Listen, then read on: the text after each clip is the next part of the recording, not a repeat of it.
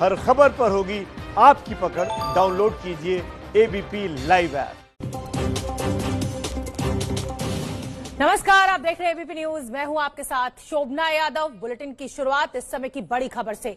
Corona के RT-PCR test की कीमत पूरे देश में एक करने की मांग वाली याचिका पर सुप्रीम कोर्ट सुनवाई के लिए तैयार हो गया है। याचिका में कहा गया है कि अलग अलग राज्यों में आरटी-पीसीआर टेस्ट की कीमत 900 से 2800 रुपए है।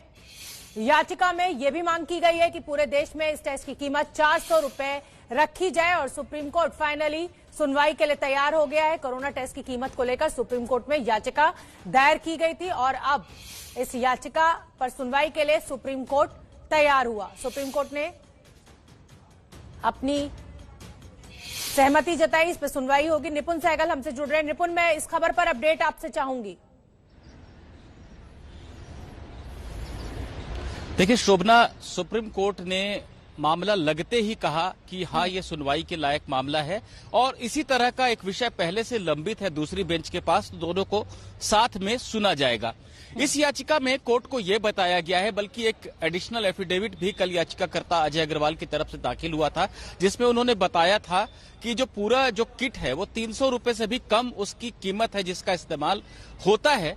ऐसे में जो टेस्ट लैब कंपनियां जितनी हैं उन्हें लोगों को लूटने की इजाजत नहीं होनी चाहिए। कोई 900 रुपया ले रहा है, कोई 1600 ले रहा है, कोई 2800 ले रहा है, कोई इसकी सीमा ही नहीं है और लोगों से कई गुना तक ज्यादा पैसा लिया जा रहा है। तो एक बीमारी है, एक आपदा है, ये किसी के लिए धन कमाने का जरिया नहीं बनना चाहिए। ये बात इस याचिका में रखी गई थी। सुप्रीम कोर्ट सुनवाई को तैयार हो गया है। केंद्र सरकार को नोटिस जारी किया है क्योंकि एक्ट के तहत केंद्र सरकार निर्देश दे सकता है सभी राज्यों को, इसलिए केंद्र को पार्टी बनाया गया है। केंद्र को नोटिस जारी किया गया और 2 हफ्ते बाद मामला फिर से सुनवाई के लिए लगेगा। बहुत बहुत धन्यवाद निपुण इस पूरी जानकारी के लिए कि अब सुप्रीम कोर्ट में आरटी-पीसीआर टेस्ट की एक कीमत पूरे देश में लेकर सुनवाई शुरू होगी। कोरोना की बेकाबू रफ्तार पर लगाम लगाने के लिए आज प्रधानमंत्री मोदी देश के मुख्यमंत्रियों के साथ बात कर रहे हैं। आज 2 बैठकों के जरिए पीएम देश में कोरोना के हालात और उससे निपटने की रणनीति पर चर्चा करेंगे। पहली बैठक में 8 राज्यों के मुख्यमंत्री शामिल हैं। ये वो 8 राज्य हैं जहां कोरोना के मामले ज्यादा गंभीर हैं। पहली बैठक में मुख्यमंत्रियों ने कोरोना से निपटने के लिए अपने सुझाव रखे हैं।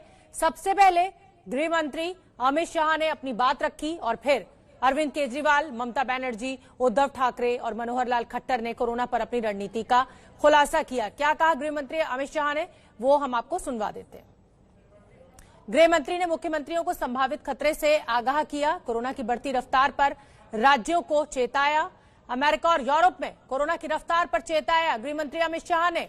पहले से ज्यादा सतर्क रहने की जरूरत है, ये भी कहा गृह मंत्री अमित शाह ने। कोरोना की बढ़ती रफ्तार पर राज्यों को एक तरह से सावधान करने की कोशिश गृह मंत्री की, क्योंकि मुख्यमंत्रियों के साथ आज प्रधानमंत्री नरेंद्र मोदी की मुलाकात चल रही है और अरविंद केजरीवाल दिल्ली के मुख्यमंत्री, क्योंकि दिल्ली में एक तरीके से जिस तरह तेजी के साथ मामले बढ़ रहे हैं, कोरोना की तीसरी लहर के कई कारण सामने आए। अरविंद केजरीवाल ने प्रधानमंत्री नरेंद्र मोदी का ध्यान पराली की समस्या की ओर भी दिलाया। उन्होंने कहा कि आपके इंटरवेंशन की जरूरत है, प्रदूषण की वजह से कोरोना मरीजों की जो हालत है वो गंभीर हुई है और इसीलिए जो आंकड़े हैं मृत्यु दर के वो तेजी से बढ़ रहे हैं। तीसरी लहर खत्म होने तक 1000 आईसीयू बेड रिजर्व हो, यह भी कहा दिल्ली के मुख्यमंत्री अरविंद केजरीवाल ने।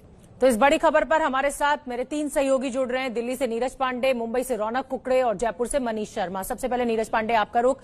अरविंद केजरीवाल ने कोरोना में जिस तरीके से मौत का आंकड़ा बढ़ रहा है उसके लिए पोल्यूशन को भी जिम्मेदार ठहराया है, क्या जानकारी आपके पास? जी बिल्कुल शोभना, सबसे बड़ी चीज है कि मुख्यमंत्री अरविंद केजरीवाल ने सरकार से, केंद्र सरकार से कहा कि आप दखल दें कि जो दिल्ली से लगे हुए राज्य, खासकर उत्तर प्रदेश, हरियाणा, पंजाब और राजस्थान, इन राज्यों में जो पराली जलाई जाती है उससे प्रदूषण दिल्ली में फैल रहा है। ये बात उन्होंने आज जो पीएम और सीएम की जो बैठक चल रही है इसमें उन्होंने कही और कहा कि इस पर केंद्र सरकार दखल दे। उसके अलावा एक और बहुत महत्वपूर्ण बात उन्होंने कही कि चूंकि इस समय कोरोना अपने वेब पर है और तीसरी वेव आने से पहले केंद्र सरकार द्वारा संचालित जो अस्पताल हैं, यानी कि जैसे एम्स, सफदरजंग हॉस्पिटल या आरएमएल, इन अस्पतालों में कम से कम 1000 बेड, आईसीयू वाले बेड, इनको रिजर्व रखा जाए। एक तरह से कहें कि अरविंद केजरीवाल ने जो अपना अपनी तरफ से जो जिम्मेदारी हो केंद्र सरकार में डाली है और केंद्र सरकार को कहा कि आप 1000 बेड की व्यवस्था कीजिए और वो आईसीयू वाले रहे, कोरोना के लिए रिजर्व मतलब में। कुल मिला के नीरज पांडे, जो केंद्र के कंट्रोल में जो केंद्र शासित अस्पताल है उसमें 1000 बेड दिल्ली के मुख्यमंत्री अरविंद केजरीवाल ने केंद्र सरकार से मांगे हैं, प्रधानमंत्री से कहा है। अब मैं रौनक कुकड़े का रुख कर लेती हूं, मुंबई में मौजूद है रौनक कुकड़े। उद्धव ठाकरे ने भी तमाम रोक लगा दी है, दिल्ली से या गुजरात से जो भी लोग मुंबई जाएंगे उनकी स्क्रीनिंग की जाएगी, और कुछ क्या उन्होंने पक्ष रखा है अपना प्रधानमंत्री के सामने? देखिए शोभना, आज जो बैठक प्रधानमंत्री के साथ चल रही है उसमें उद्धव ठाकरे ने प्रधानमंत्री से कहा है कि दिवाली पोस्ट दिवाली जो कुछ महाराष्ट्र सरकार ने कोरोना को लेकर कदम उठाए हैं उससे पहले उनको अवगत कराया, और साथ ही इस बात की भी जानकारी दी कि वैक्सीनेशन को लेकर महाराष्ट्र सरकार ने एक टास्क फोर्स का गठन जो है वो कर दिया है। इतना ही नहीं तो जो सीरम इंस्टीट्यूट के आधार पूना वाला है उनसे भी लगातार महाराष्ट्र सरकार संपर्क में, और जैसे ही वैक्सीन आती है तो उसे किस तरह से महाराष्ट्र की जनता तक पहुंचाया जाए इसका खाका जो है वो महाराष्ट्र सरकार ने तैयार कर लिया है।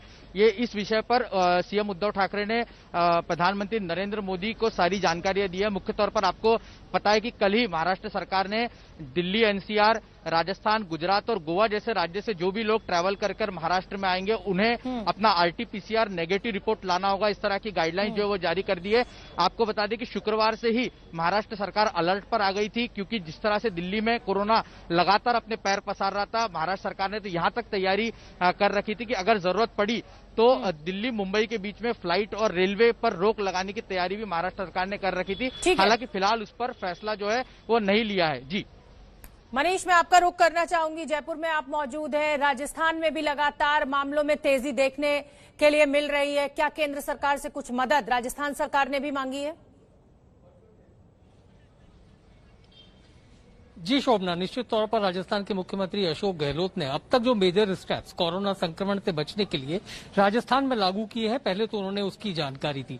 साथ ही ये भी मांग की कि राज्यों को कुछ अधिकार दिए जाने चाहिए, खासतौर पर उन इलाकों में जहां पर कोरोना संक्रमण के मामले लगातार बढ़ रहे हैं, वहां लॉकडाउन जैसी स्थिति लागू करने का अधिकार राज्यों को दिया जाना चाहिए। शोभना, राजस्थान के हालात को इससे समझा जा सकता है कि खुद राजस्थान सरकार के 8 मंत्री, जिनमें खुद चिकित्सा एवं स्वास्थ्य मंत्री डॉक्टर रघु शर्मा भी शामिल है, अब तक कोरोना संक्रमित हो चुके हैं। इसके अलावा 39 विधायक और 8 सांसद, जो 25 में से 8 सांसद कोरोना संक्रमित हो चुके हैं। तो राजस्थान में पिछले 3 दिनों से ये आंकड़ा 3000 से ज्यादा लगातार बढ़ता जा रहा है, और इन्हीं तमाम बातों का जिक्र मुख्यमंत्री अशोक गहलोत ने प्रधानमंत्री नरेंद्र मोदी के साथ हुई बैठक में किया। जी शोभना। ठीक है, आप बने रहिए। नीरज पांडे, एक बार मैं फिर आपका रुख करूंगी। जो एक बहुत अहम बात हो जाती है, और अहम बात यह कि क्या लॉकडाउन एक बार फिर लगाया जा सकता है, क्या इसको लेकर कुछ चर्चा हुई है प्रधानमंत्री के साथ तमाम राज्यों के मुख्यमंत्रियों की?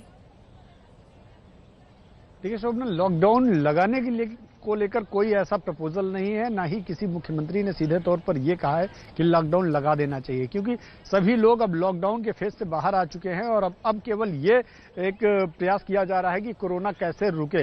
इसके लिए आप हॉस्पिटल्स में कैसे संसाधनों का उपयोग करें। दूसरी जो बात है, जो एसओपी जो जारी की गई है केंद्र सरकार की ओर से, ये बात सही है। मनीष ने जो बात कही है बिल्कुल मैं उससे सहमत हूं। कई राज्यों के मुख्यमंत्रियों ने ये बात कही कि कुछ अपने लेवल पे हमें अधिकार दिए जाने चाहिए, जैसे दिल्ली के मुख्यमंत्री ने भी ये बात कही और राजस्थान के मुख्यमंत्री ने भी, कि हम अपने लेवल पर कुछ चीजें तय कर सके।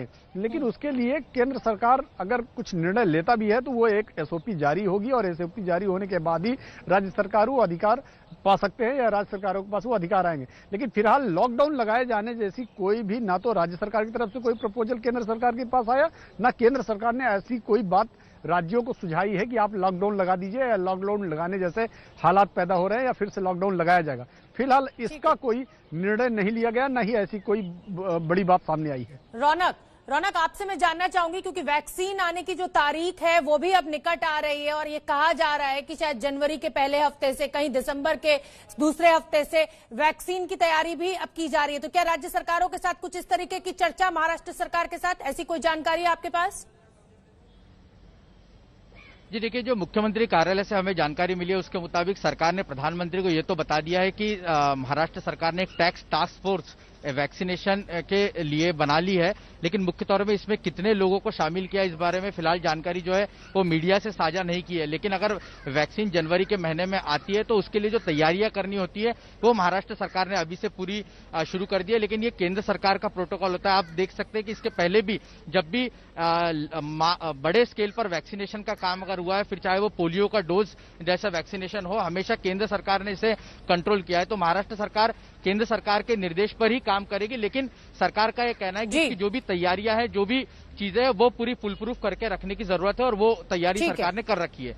ठीक है, आप सभी का बहुत बहुत धन्यवाद। नीरज रौनक और मनीष हमारे साथ ये जानकारी साझा करने के लिए।